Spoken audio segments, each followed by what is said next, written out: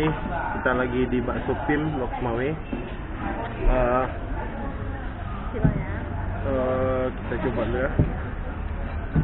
Di bakso mangkok. Rasanya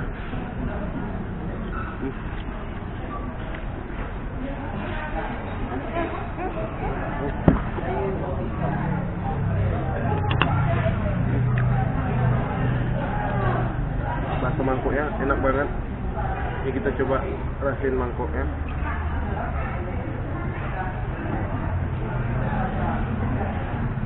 Coba ya.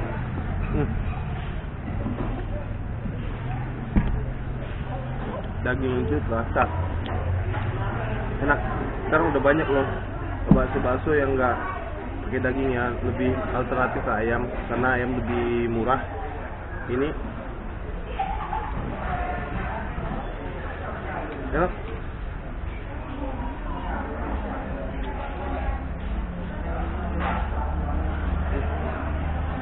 Enak banget. Ada bakso besar ya.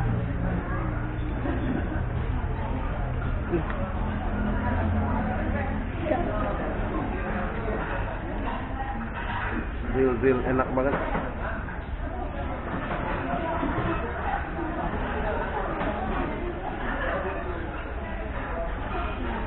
Enak banget.